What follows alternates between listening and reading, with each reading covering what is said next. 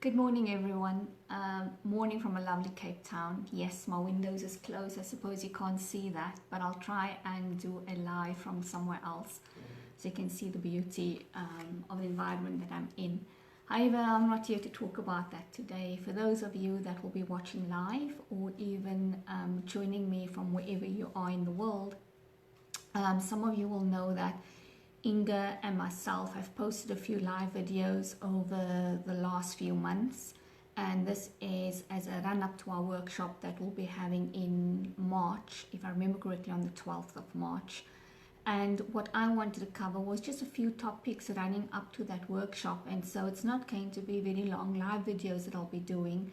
It's just looking at some teachers and some, let's say, things you can walk away with and think about, or the go and implement within the business, etc. So today what I really want to talk about is basic needs.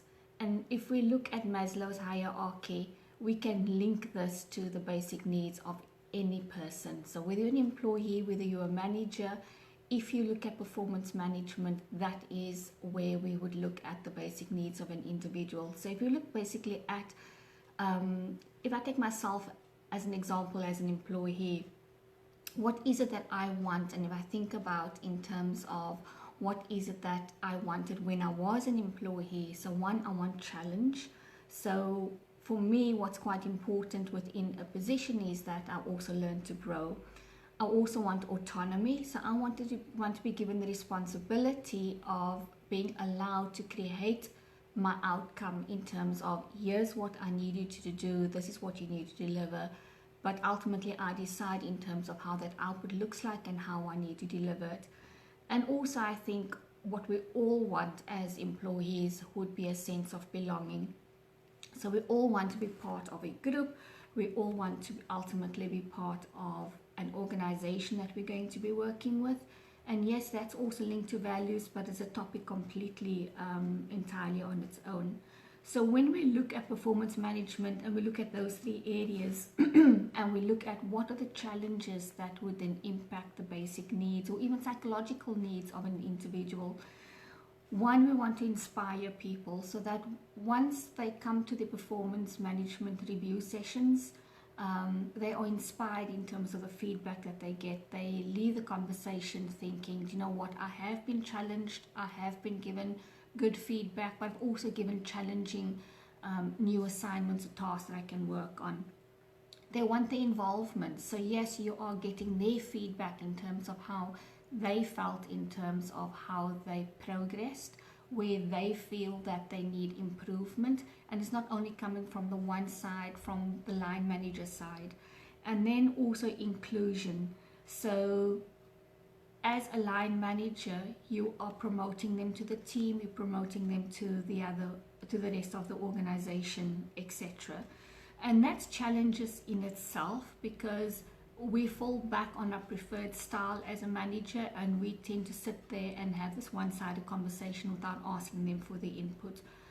So that comes down to, in terms of not involving them.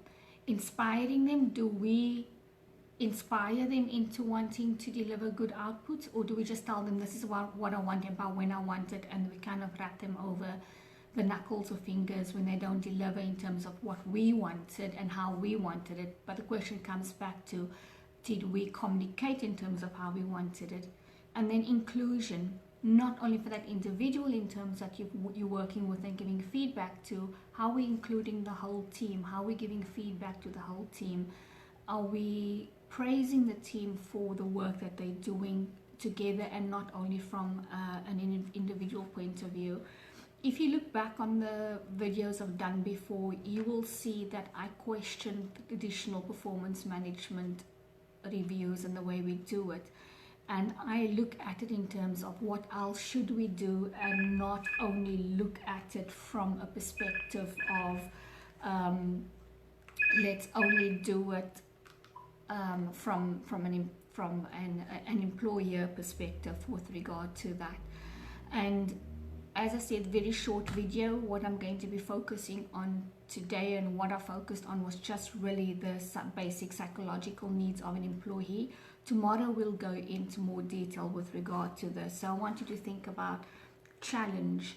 Are we providing an environment for our employees in terms of where they can learn to grow? Are we giving them autonomy in terms of responsibility, in terms of how they deliver their work?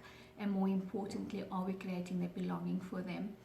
And that's where I'm going to end today's session. If there's anything else that you want me to cover during the Small Teachers, please drop it in the comments here below, or drop me an email and I'll see what I can incorporate. But join me tomorrow back in the Facebook group of Constantia Consulting, and we will look at some other areas you can focus on. And that's bye for now.